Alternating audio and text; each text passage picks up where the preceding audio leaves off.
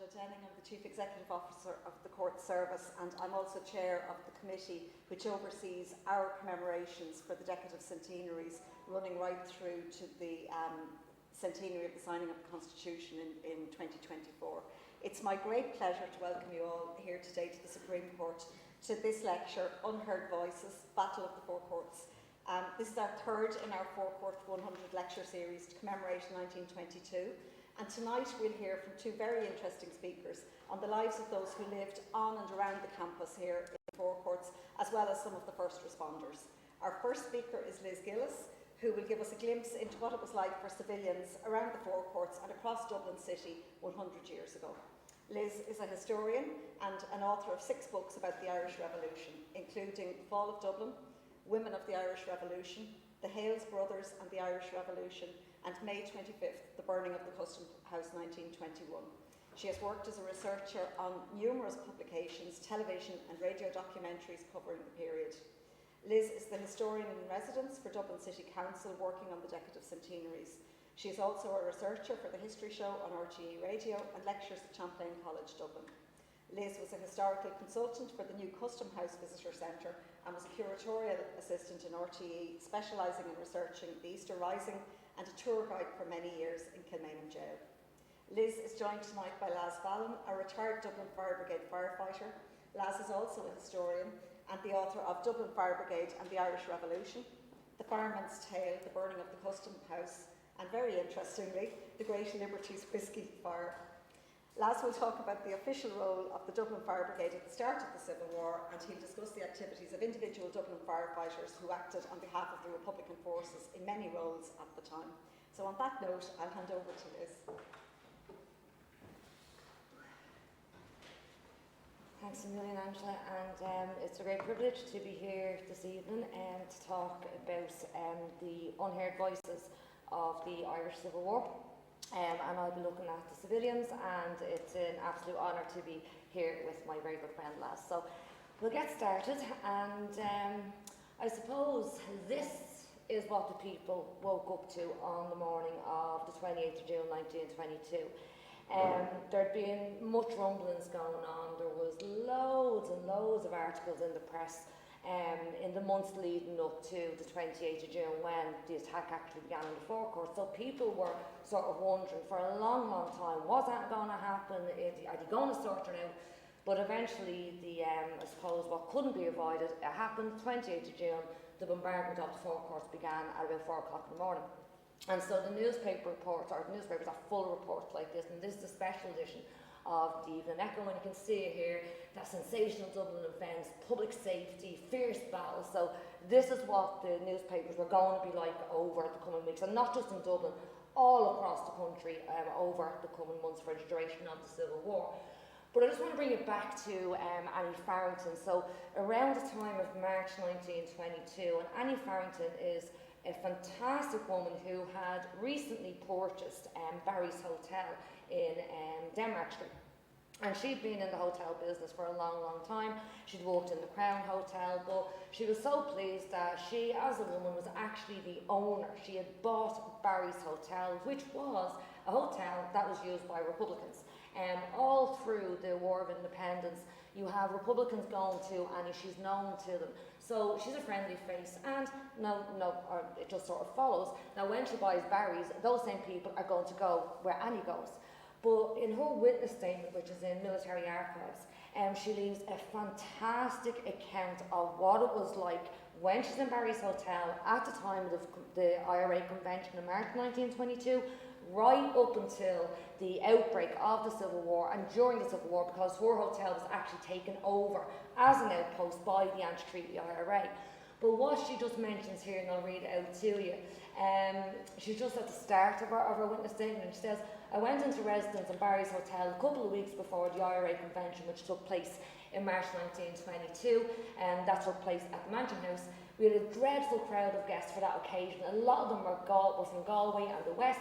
There was terrific excitement, there was great diversity of views, and they were arguing it out, because these are people who are arguing about whether to accept the treaty or reject the treaty. It's the build-up to that convention. They never came to blows. I remember especially a man called Mr. Kenzie from Dunmore, County Galway, who spoke very strongly against the treaty. The discussions were very heated, but I had no time to listen to them as we were so busy trying to keep the meals and the beds going, and we did not yet know our way about too well.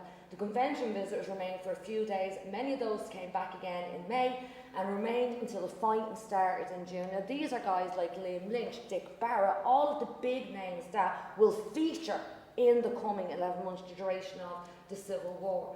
And then she says, they were lovely people to have in the house. They were so well behaved. Moss Toomey and Dick Barry, who were very jolly, commandeered Jim Joyce's car and drove us out to Holt and Malahide past Jim's own place.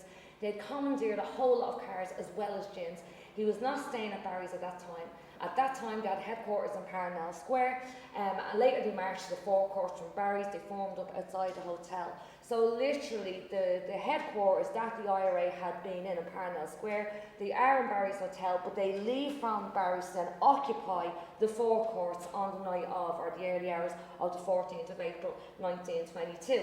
But Annie Farrington, there's a photograph of her, and thanks to me, Hollow Dublin, for finding this photograph of her in the Cavanagh. But what's really interesting about this photograph, so we've got Annie centred here, okay? And the two men that are centred, we've got Con Brosnan, and also we have Joe Barrett, which is here. These two men were on the Kerry team, but were on opposite sides in the Civil War. Yet in 1925, there they are, side by side, Annie Farrington in between them, for the Kerry, one of the All-Ireland finals.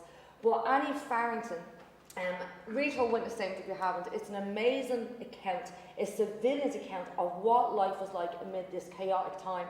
The anti-treaty IRA came back. She thought she was done with them when they marched off to take over the forecourts. They came back when the bombardment began on the 28th of June.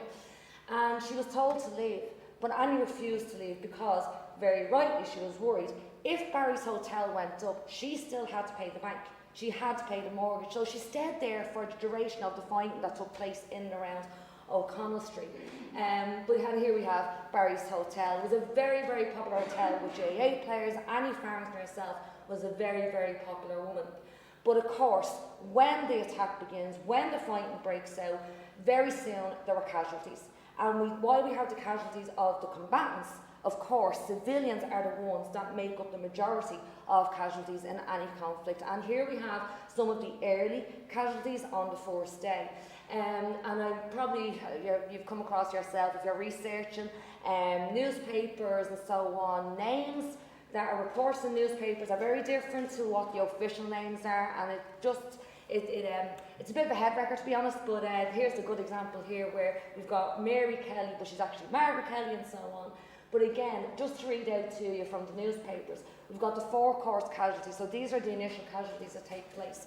And it says, almost an hour after the battle starts, the Crosley town, there were 4 men stated to belong to the executive forces, so the anti-treaty IRA, who had travelled from Kildare, dashed along the North Quay and past the forecourts, coming near the Ormond Hotel. There was an exchange of shots between the occupants of the car and the postal government troops. One of the men in the lorry, named Considine, received a very serious wound in the head, to which he afterwards succumbed. At 9:15 a.m, a Doyle troops Crosley tender flying a Red Cross flag drove up to Jervis Street Hospital with 3 wounded civilians who had been caught in the line of fire near the forecourts. One, a young fellow named William Doyle, a porter in the Ormond Hotel, had a very bad wound in the back of the head. He was ghastly pale and was gasping out his last when a nun brought holy water, a blessed candle and a crucifix, and those present knelt down and prayed. It was the most touching sight. He died a few minutes subsequently. The other 2 were not so badly wounded. And there we have Joseph Considine, so that first casualty there, the anti-treaty combatant. And then we have underneath Willie Doyle from New Ross, a bachelor. They have him down as a clerk. And then we have bullet wound, shock and hemorrhage. And then we have a few more. On the 28th of June, we have Margaret Kelly from Chancery Street, so just outside, and she was killed, shock and heart failure. And then we have Arthur McKeever, also on the 28th of June, a labourer, and he died from bullet wound, shock and hemorrhage. So unfortunately, they're the first in a long line of civilians that will be killed and wounded. And here we have one of the many lists. So every day the fighting was going on, you have the casualty list then being printed in the newspapers, and we can see them there. And then how is ordinary life affected? Because it's a war zone, so everything stops. And here we have an example of how life was impacted, and it says business held up, telephones and trains cut off. There was a general dislocation of train and telephonic services and a partial dislocation of city trams during the day. The telephone system was suspended all over Dublin before the attack on the forecourts opened shortly before 4 a.m. and was not restored during the day. Business generally in the danger zones remained closed, and the principal houses in Henry Street closed early. In Mary Street, Henry Street and adjoining thoroughfares, all houses were closed by 2 o'clock. A large number of licensed houses all over the city were also closed.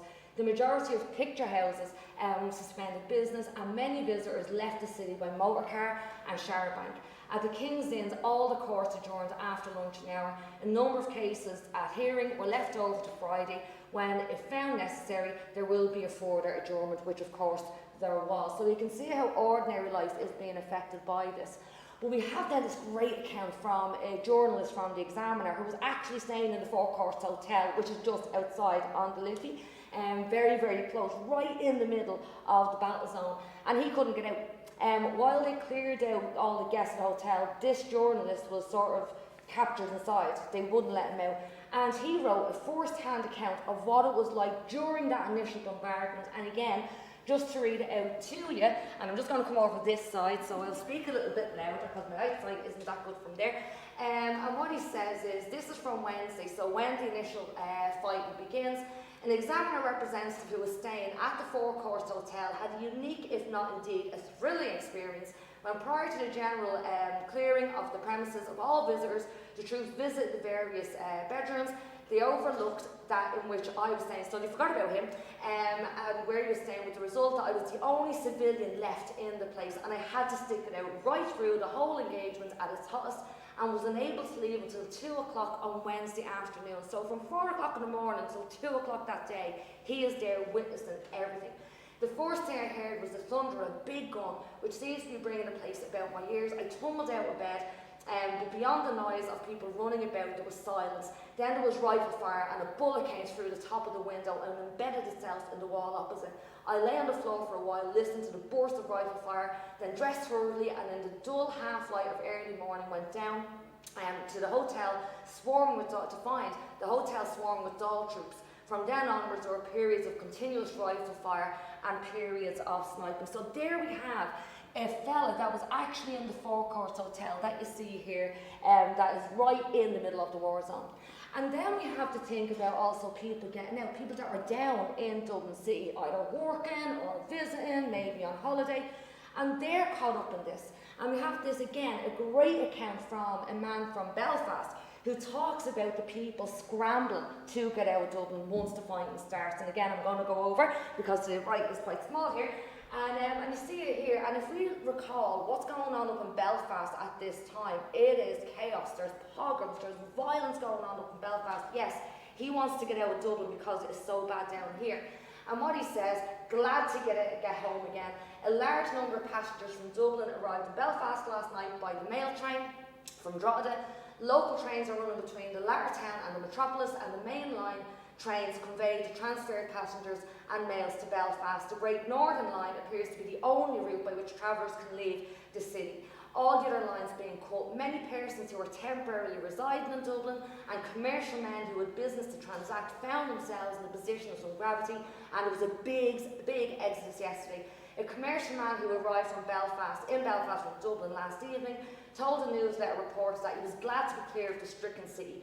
All the business places have closed and thoroughfares, and very few persons were about in the central thoroughfares. Snipers from housetops having rendered the streets dangerous for pedestrians. The tram service was suspended in the afternoon. An informant was staying at a hotel in Sackville Street the previous day, and he states that it was impossible for anyone to get any sleep on Wednesday night owing to the heavy fire which maintained during the hours of darkness. Yesterday morning, Free State troops attacked a building in Sackville Street occupied by the irregulars, and as the hotel at which he was staying was in the line of fire, matters were very unpleasant for the guests, who found it necessary to take refuge at the rear of the premises or in the basement.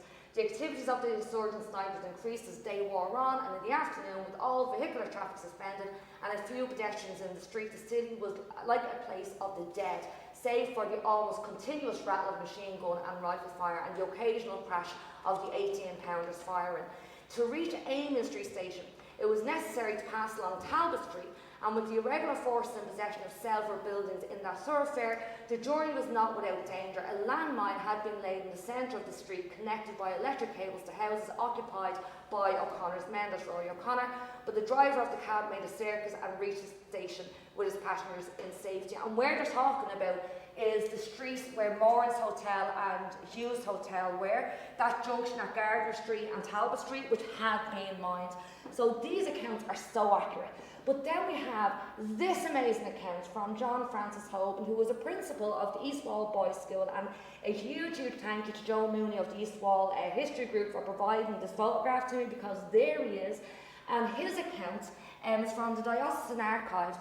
It's readily available on the Source website on South Dublin County Libraries, their website. Have a look at it, it's amazing. And his account talks about his efforts of the John's Ambulance trying to broker a peace between the pro-treaty and anti-treaty side. He actually meets Collins, and Collins says that, look, tell the lads, I am willing to let them surrender, they just have to dump their arms. And he's saying, well, will I go back and tell them that? Is this what you're telling me? You will let them go home? And Collins at that moment says yes. He also was one of the last people to see Cal Brewer before he dies in the block. It's a fascinating account. But this is a man who was a principal who was actually out in 1916 doing John's Work Ambulance, actually got a medal for it, and there he is in the Civil War doing what you'd done in 1916, going around helping the wounded, but also in this instance trying to broker peace between the two sides. It's a fascinating account. Please do, if you have time, do read it. And then again, the newspapers are just amazing because they capture what was going on. And here we have this brilliant photograph, and actually it is here, and you've got thousands of people along Essex Quay and Wood Quay watching what's going on. And the newspaper captures how the atmosphere changes very, very quickly, because here it says now, this is on the Thursday or the Friday, possibly the Friday, and it says deserted streets, so compared with Wednesday, so this is most likely taken on the Wednesday when the fighting initially begins. There was a big change along the quays, change along quays and around Grattan Bridge all day on Wednesday up to 6 p.m. There were thousands of people lined from O'Connell Bridge to Grattan Bridge, but yesterday those thoroughfares were deserted, save for a few curious people huddled about street corners. The sniping seemed to present more terror for the citizen than the massed attack, and the vicious ping of the rifle from a nearby roof sounds more sinister than the boom of heavy guns. So there's the people out on the streets, oblivious to the dangers. But then the big thing is, and they're always forgotten, they're always a statistic, it's the kids. How did this impact on them? Now we know that there were a few children that were killed, that were wounded, but look at this photograph, it's amazing. It's actually showing kids reenacting what they're witnessing on the streets. Now we've all seen the famous photograph of the kids marching past front gates of the forecourts with the guns. These are kids that have set up a barricade. They're pretending to be soldiers. And again, the newspapers, this is where you get those photographs. And what it says here, which is very important, the headline is, "The Young Idea in Dublin Today." And just what it says underneath is, and I'll get over this side again, recent events have not been without their effect on the younger generation of Dubliners, as this picture of a street barricade and its gallant defenders clearly indicates. And then, again, we have the newspapers full of accounts describing what life was like for the ordinary people that lived in the immediate area, people that may not have talked to the newspapers. And this is in relation to the people that were in the tenements in the immediate area around the courts. And what it says, the lull in the firing and significant and sudden calm, this is after the courts goes up, that fell over the stricken district brought out from the blocks of tenements groups of men and women and children. First they cautiously opened doors and windows and peered out, and encouraged by the continued silence of the guns, they ventured out into the streets, huddled about corners and gazed at the huge burning building. One could hardly describe their pitiable and terrible plight, their pale and haggard countenances strained and drawn and deeply lined, told a tale of sleepless nights of horror and anxiety. Their eyes seemed almost expressionless and silently spoke of the nameless terror for which they could not find words to express. So there is the experience of the civilians living in the immediate area here. But then just to continue on, the children, we have this. In company with some injured soldiers, the corporation ambulance brought to the hospital a little child named James Palmer of 16 Merchants Quay, who was injured in the eye, which was subsequently learned had to be removed. The father, whose face was scratched by flying glass, told an Irish Independent representative that when the mine went off, he was in his house and both he and his child were struck with the flying glass from the window. He carried the child over to the Four Courts Hotel where they got into the ambulance. So that was the experience for the civilians of Dublin. But you always have to find a happy story. There's always some happy story, and I'm desperate to find them, and I found one. There was a wedding, and we all love a wedding. And this couple got married on the 28th of June, amid the bombs going off, the 18-pounder guns going off, and they made the newspapers, not really for the fact that they got married, but for what happened when they got married. And I'm not talking about the Four Courts getting bombarded. Again, just to read it out to you. You have it here. So this is the wedding between Bernardo and his wife, and they got married in Andrews Church, on Andrews Street, the Church of Ireland Church there. And this is the article, and it says, 2 motor cars. So while they're getting married in St Andrew's Church, while they're saying I do, the 2 wedding cars, 2 motor cars were taken from outside St Andrew's Church, St Andrew's Street, Dublin, while the marriage was going on between Mr. Wilfred Bernardo and Miss Peggy McDonald. Mr. Bernardo has been associated with more than half a dozen charitable institutions in Dublin, and he's one of the leading furriers in Ireland. Mr. Bernardo and his wife says to Daily Mail reporters, "We were married under a big bombardment, guns were firing all the time, but we're quite happy, we're leaving for London tonight." So despite the cars being robbed, despite the guns going off, they're happy, they're off on a honeymoon. But talking about names and so on, so he's named Wilfred Bernardo, where his actual name is Henry Cecil Bernardo, and she's Helen Josephine McDonald, and that's a whole low story. But this is the Bernardos. So he is the nephew of Dr. Thomas Bernardo, who founded the Bernardos Children's Homes, and that is also the same Bernardo who ran Bernardos Furriers, the oldest furriers in Europe. Their love story is a story for another day. But to end the talk on a happy note, there was love among the guns going off, but that's another side of the civilian stories. It wasn't all doom and gloom, there's a lot of it, but there were little moments of happiness as well. Thank you so much for listening to me, and I'm going to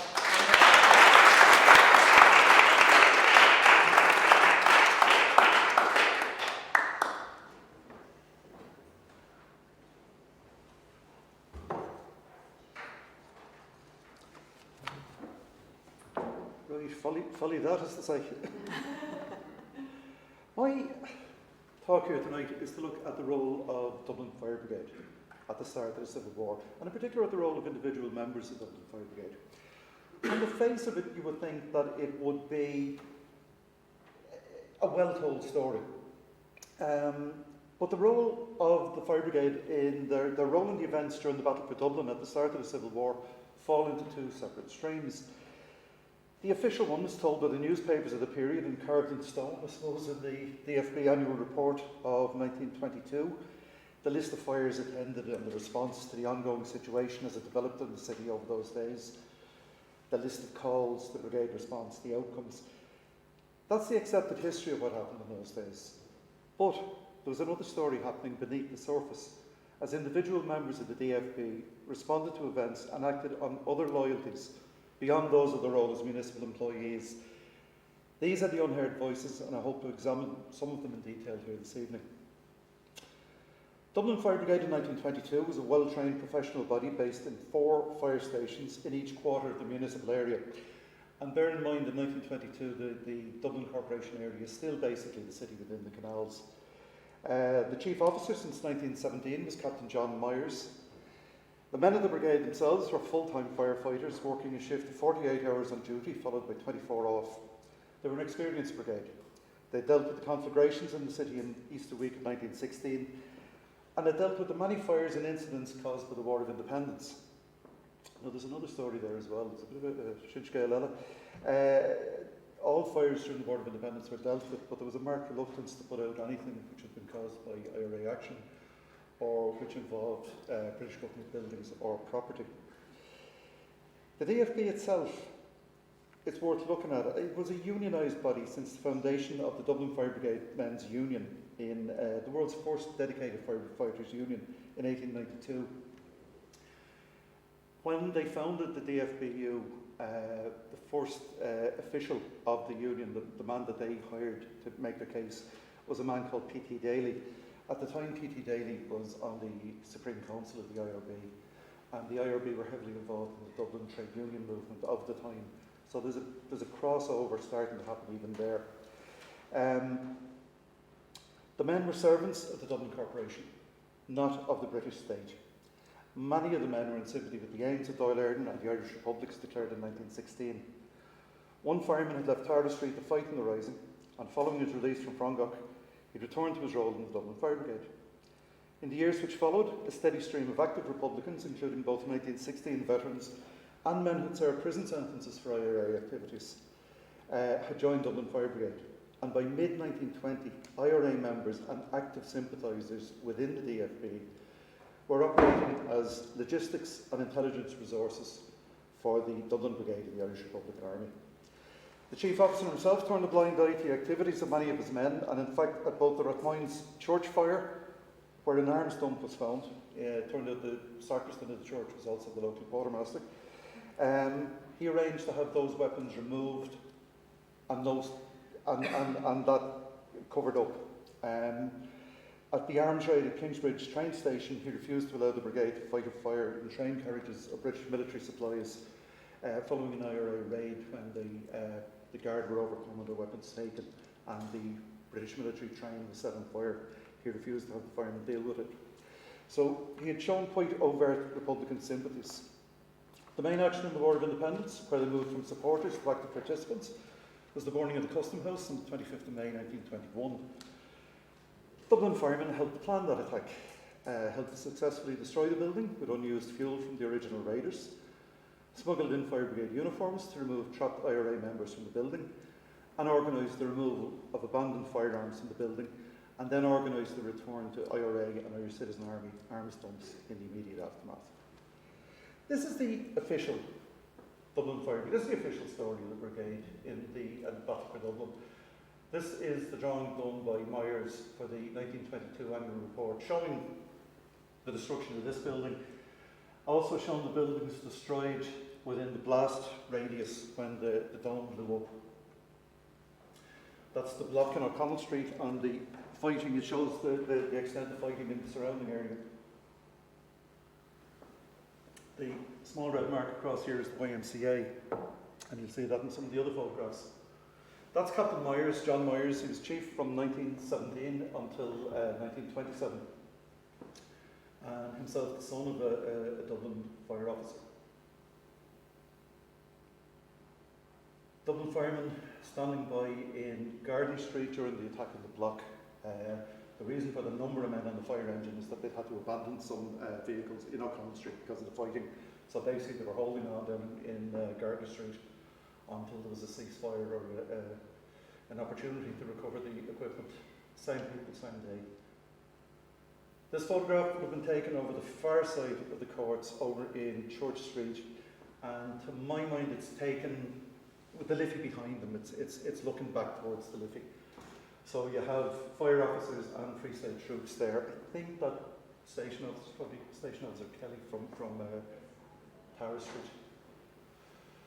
A photograph that turned up, I'm not sure if there's a lot of photographs similar. That one turned up in the papers of one of the firemen who was involved here, but I think it was a press photograph that he'd been given at the time.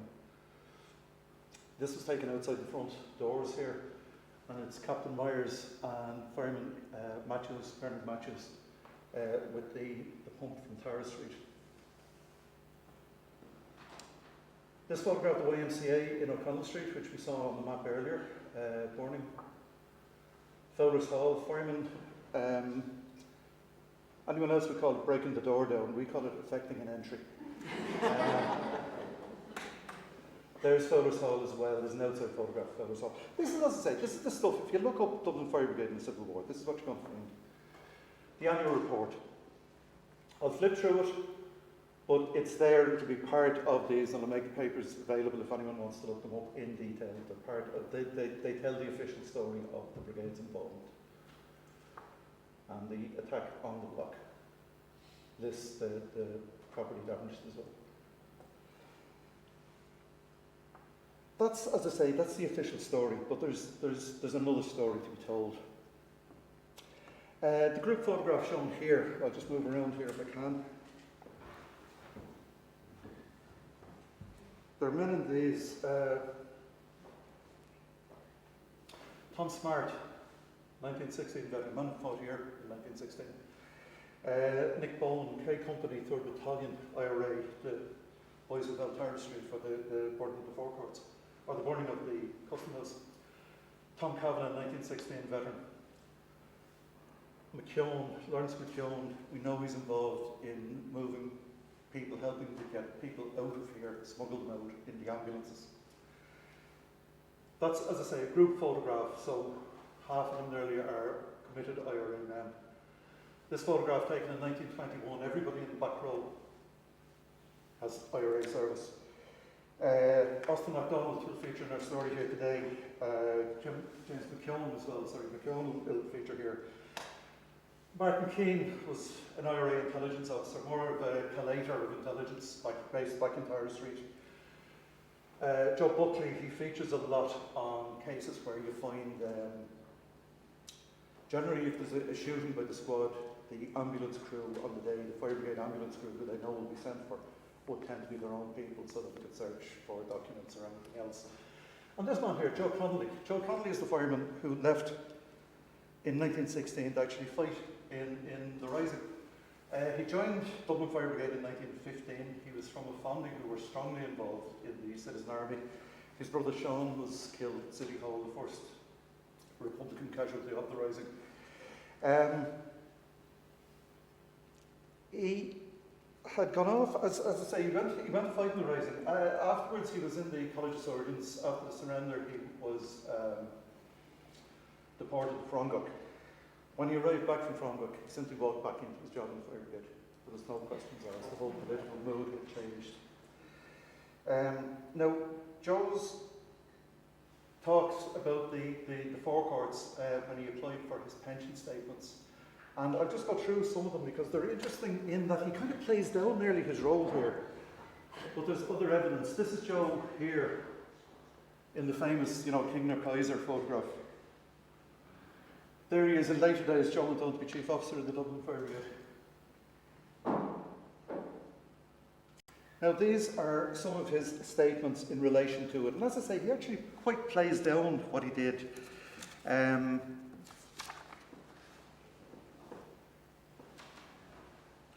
the issue to action during the Civil War and the day of the burning in the courts, his chronology is a little bit out because he speaks of things out of sequence.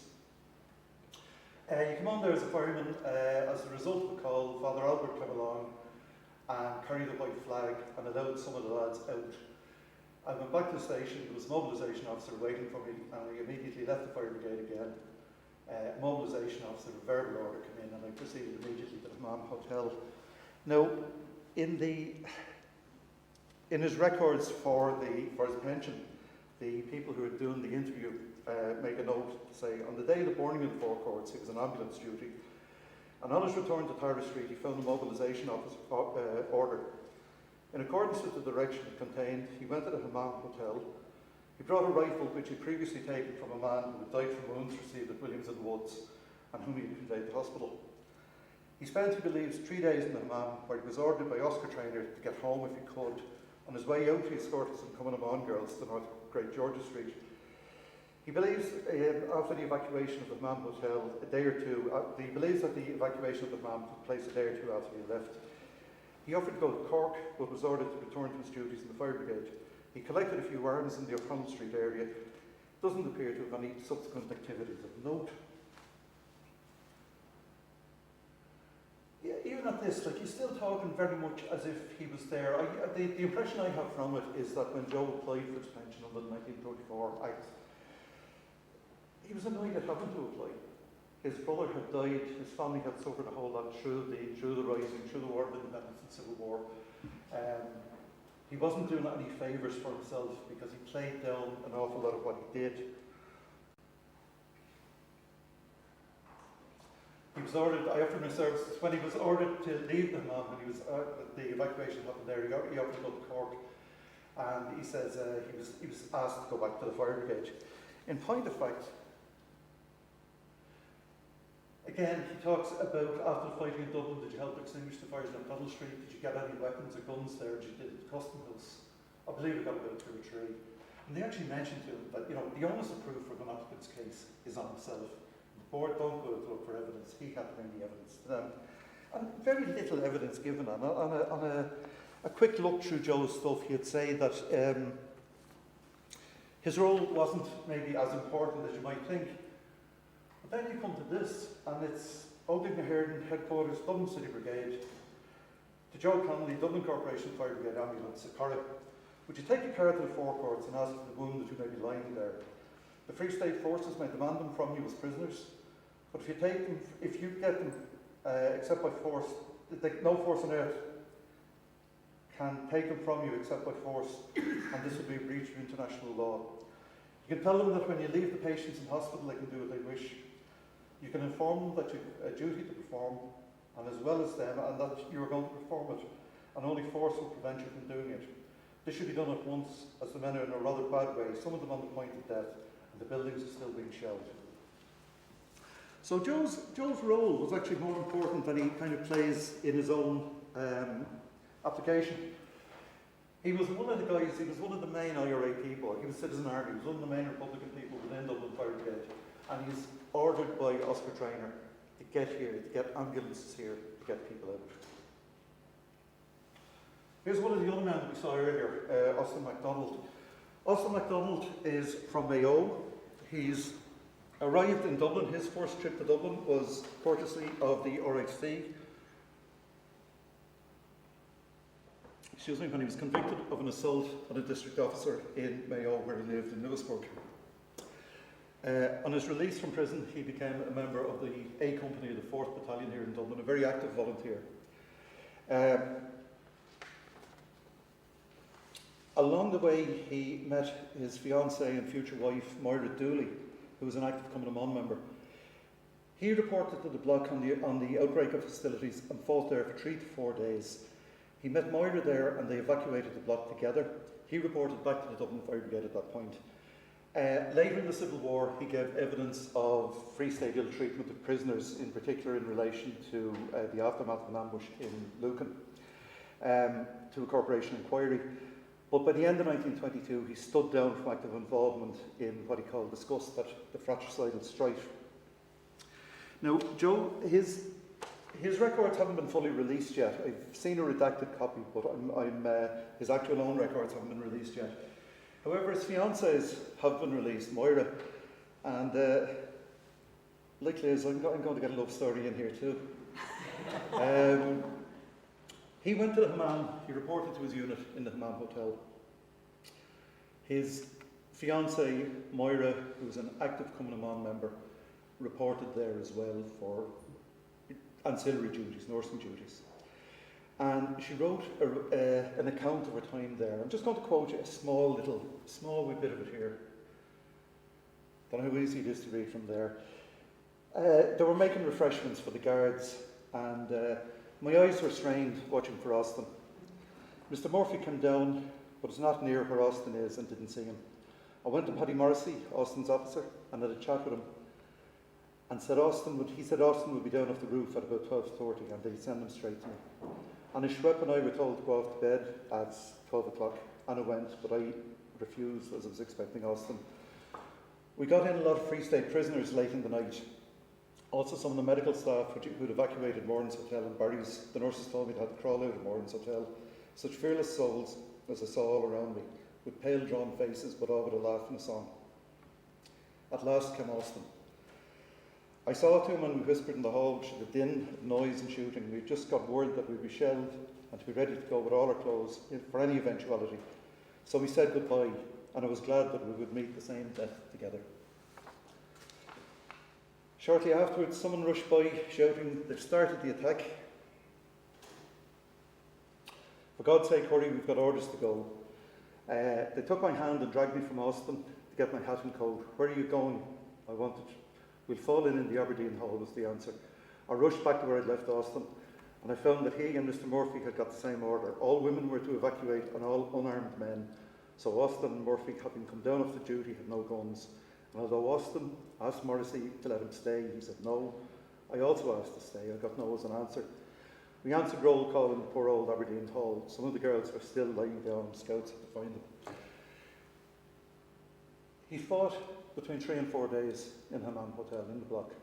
And at the time of the evacuation, they separated. She went back home. He simply walked back into the Dublin Fire Brigade and went back on duty. And no questions asked as to where he'd been for the guts of the previous week. Another man in a similar sort of stage, we have Tom Cavanagh. Tom Cavanagh is a 1916 veteran, 4th Battalion. In 1916 he fought in Watkins Brewery and in the Marylebone Lane Garrison. He was a lieutenant. He served a sentence for IRA drilling at Ballyfermot before he joined. Like McDonald, he had served a sentence and now joined for IRA activities before he joined Dublin Fire Brigade. He joined Dublin Fire Brigade in 1920. A lot of IRA men come in 1920. There's a recruitment that year to take account of a change in the shift patterns. A lot of IRA men come in. He was involved in logistics on Bloody Sunday. He was involved in the escape of O'Malley and Teeling and the others from Kilmainham. In ambushes at the Red Coal, the halfway house, etc. He burned Crumlin RIC barracks. That was after he became a fireman. He reported to his company at Stanley Street workshops on the outbreak of the Civil War. He fought there through the week and escaped the roundup there, and again simply reported back to the Dublin Fire Brigade. And we also know that he retrieved weapons from the block and other sites and got them back to his comrades in the IRA. Again, we have statements here from him. I'll just move across here just for ease of reading them. You were in the Fire Brigade all this period. They're talking in terms of the 8th period is the truce, the 9th period is the start of the Civil War.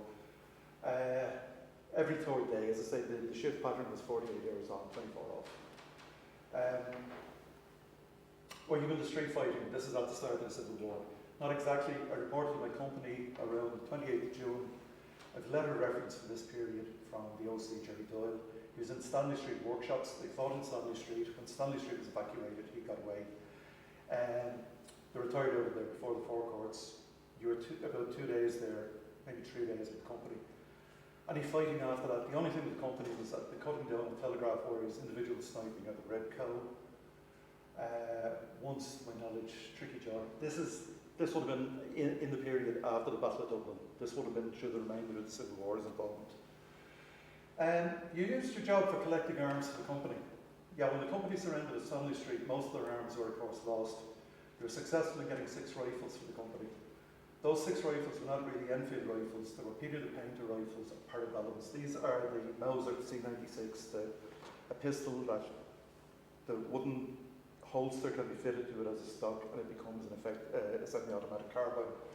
The Parabellums are the long-barreled Lugers, again, that can be fitted with their own stock to make carbine. Very, very useful weapons in street fighting. How did you get them? I got them on O'Connell Street. I was allowed into different positions as a fireman. There were any amount of rifles around. I could have got the Enfields if I had a way of taking them. But the revolvers were the only things I could get out. There was any amount of ammunition left lying around, any amount of stuff left behind, but I couldn't get to it. Now, what we have then is a statement from his officer, Gerard Doyle, the officer commanding F Company of the 4th Battalion. I wish to state that Tom Cavanagh reported for duty to F Company 4th Battalion around the 28th of June 1922 and remained with the company under arms until after the evacuation of Stanley Street workshops when he was instructed by me to report back for duty in the Dublin Fire Brigade. So here's another man being instructed by an IRA OC to report back into the brigade. In order that he should use his job for the collection of arms for the company. In this mission he was successful, and he supplied the company with 6 rifles and about 10 small arms, 1,400 rounds of ammunition, and it was through these other arms that operations in the area were carried out. Also, he continued to report to the company up to the time I was captured by the Free State Forces. So again, he's gone in, he's left the fire brigade, he's gone back to his unit, he's fought with his unit, and then at the time that they're getting away from there, he's ordered by his OC to go back to the fire brigade, recover weapons, and get them back into them. Another man, Tom Smart, very direct relationship to this place. Tom Smart was here in 1916. He was on the 1st Battalion in the Four Courts Garrison. Smart was the son of a Dublin fireman and joined again in that tranche of people who came in 1920. He features at the Kingsbridge Arms Raid, and he's active at the Custom House. He's ordered to operate within the DFB, and he uses the ambulance to move people on dispatches and to aid escaping prisoners. He takes the ambulance actually out of the city to blessing into anti-treaty forces there, bringing couriers who are passed off as being a doctor and a nurse that are needed by a patient. The ambulance, unlike a fire engine, the ambulance can hide in plain sight because the ambulance will be sent out from its home station to deal with a case. But once it's out, there's no radio communications in those days, so once it's on the road, they can have what would be called running calls, where you could be leaving a hospital and someone will come up and say there's been an accident or an incident around the corner. You deal with that. On the way back from that, when you find another thing. So basically they could go out on the ambulance and stay out and travel wherever they wanted, and there was no one to query it. It was basically hiding in plain sight. Now again, it's Smart's material.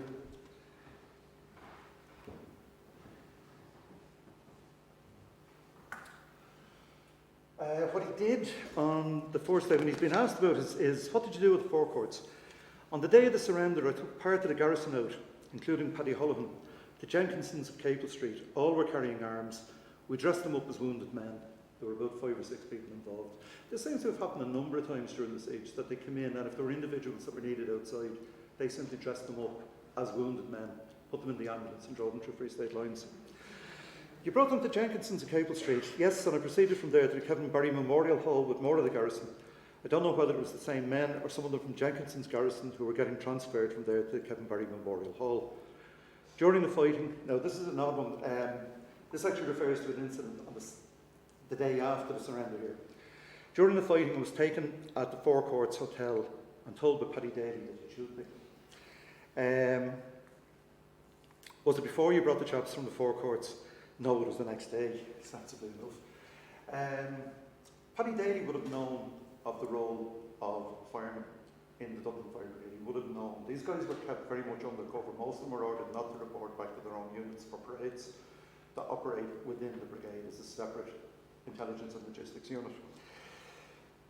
But people like Daly would have been well aware of it, and he would have known what they're about. And when he sees somebody like Tom Smart, who we would have known anyway, a well-known IRA player in the city at the time, a 1916 veteran, he knows he's up to something, and he knows he's not at his side.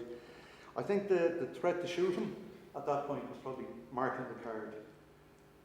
You know, later that same year, through that terrible winter in Kerry, you know, the threat from Paddy Daly would have been a different thing. But at that point, I think it's as I say, it's marking the card. It's saying, stay back, don't get involved. Were you able to swing the whole fire brigade over to your point of view in this period? No, there were more men in the fire brigade in this period. Whereas up to this, up to the end, up to the truce, they certainly had the entire fire brigade on their heart. Were there any IRA men working with you in these jobs? He mentions just Joe Connolly, the present chief, a lieutenant in one hotel, and then carried 2 dispatch bearers from there to Jerry Boland, a lady and a gentleman that was supposed to be a doctor and a nurse. He's gone to blessing them. That's what Jerry Boland is in Wicklow. The city is a city within the canals. Dublin Corporation Fire Brigade operates within the canals. You don't cross the canal. That's Rockmines Fire Brigade or Pembroke Fire Brigade. He's gone to Wicklow. And what he's doing is he's putting to dispatch people in with the story that they're a doctor and a nurse urgently needed by a patient in Blessington, and they're getting through every Free State checkpoint that they come to. It's a humanitarian mission and they're sent on their way. Another little by-the-by on this as well. He mentions this in relation later in the Civil War, that he was able to get a warning through. He, again, had stepped back after the Battle of Dublin. He wasn't that involved, but he was still undertaking some intelligence work. And he was able to get word to this man, Tom Burke, that he was on a list that he was regarded as being the Commandant, 2nd Battalion, Dublin Brigade. And he was high on a Free State Army wanted list. So he got word to him. This is just before, a week before the ceasefire in the Civil War period. He got information before he was wounded. Again, that horrible, incestuous violence of the Civil War. He was shot by a comrade of his who was serving the CID. These letters came in. This one is relation to his overall service. He was a 1916 veteran, blah, blah, blah, participated in various company activities. Report to the OC, Sean Flood, who understood, excused him from parades for special reasons connected to his work in the Fire Brigade. As I say, any of these guys in the IRA who join the Fire Brigade are generally being struck down from their company activities. They don't want them being spotted, they don't want them being seen on parade. They want them to merge into the Fire Brigade and operate behind the scenes for them. This from Oscar Trainer, certified Thomas Smart, been known to be a 1916 man, later as an active volunteer, responsible for the recovery of dumped arms after the action at the Custom House. He was also responsible for carrying out important instructions issued by me to the OC in charge of operations at Blessington, Mr. G. Boland. And again, Jerry Boland himself, I'm aware that Thomas Smart was the driver of the Corporation Ambulance, which brought IRA dispatch bearers from Dublin to Blessington in July of 1922. So you have these men, you have this official story, you have what the Fire Brigade are doing, the guys that we saw in the photographs, putting the fires out, doing this. There's an Ishkafree Tallav going on here, there's another story, there's an underground river happening, where they're going out, they're reporting back to their IRA units, they're working with the IRA, they're doing whatever they can to advance that cause. This photograph was taken in 1927 on Tyler Street. Complacent late 27, early 28, because Joe Connolly is the lieutenant at the time, and he was just in that position for that 1 year. What have you got here in it? All right, back row, Nick Bowen, 3rd Battalion. He's involved, heavily involved right through into the Civil War. Tom Smart. Michael Murphy, his files haven't been released yet, but I do know that his wife was in receipt of Common Amon pension, so I think Mr. Murphy might have been up to something as well. Tom Quay is the only person I can find in Dublin Fire Brigade who had pro-treaty service. He was the only one recruited into the job after the Civil War with pro-treaty service.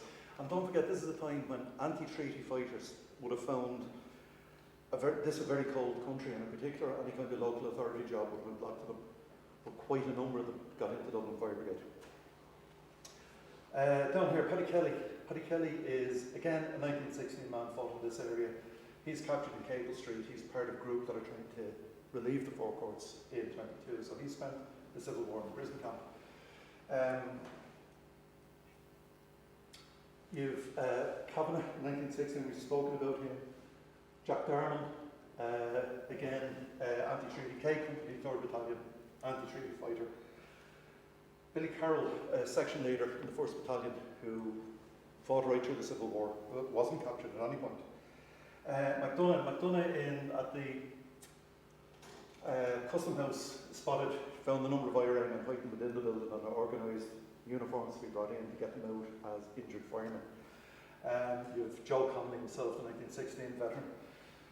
Tom Curran was fighting up in Stanley Street workshops in 1922. He had been a seaman during the First World War. He'd been smuggling in dispatches, money, arms and ammunition since 1917. He brought in the first 2 Thompsons, the ones that were test fired up at the Marino, or the casino in Marino. And He was also arrested on the east side in Hoboken as part of when the FBI raided the big consignment of Thompsons that were being sent over. He was one of the crewmen on that.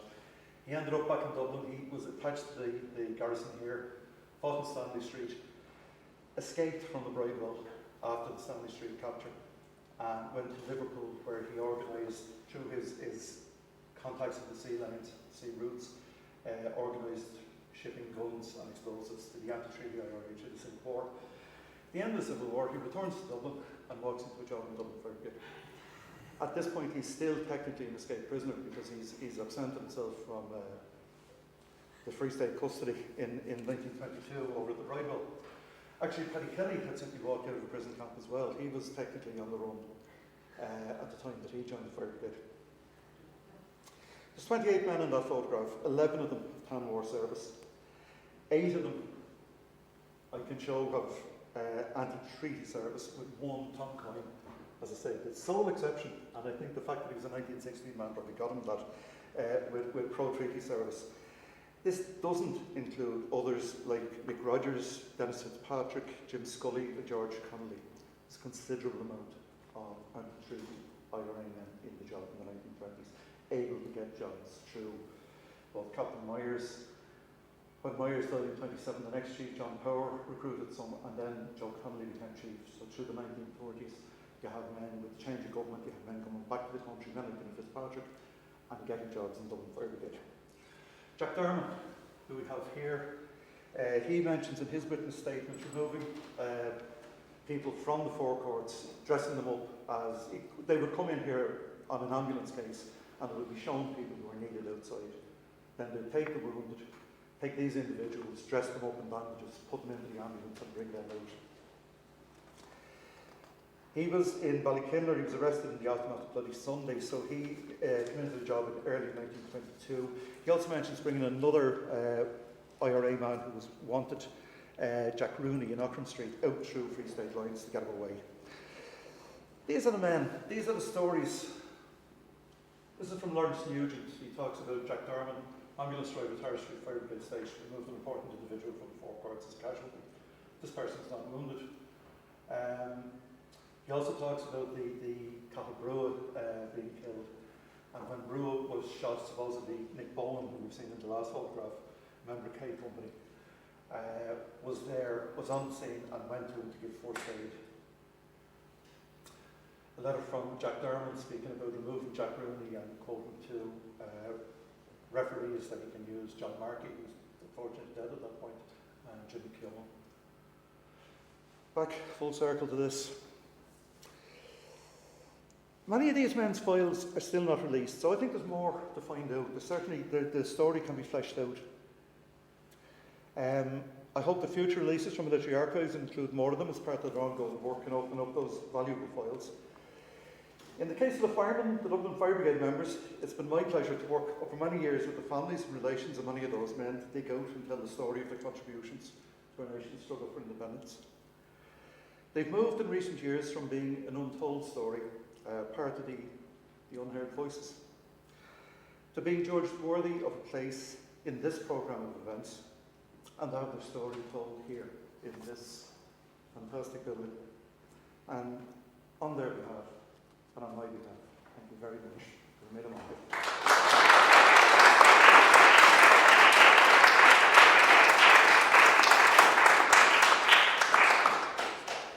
I just want to, in closing the event, I want to thank Liz and Laz for fascinating insights into Dublin life, love, and the events around this building 100 years ago. Our next Forecourts 100 lecture takes place next Thursday, the 26th of May, when we're honoured to host Professor Dermot Ferreter in the Round Hall. There are a limited number of in-person tickets still available, and the lecture will be recorded and streamed on the Court Service YouTube channel as well. So thank you all very much for joining us tonight. It was fascinating insight.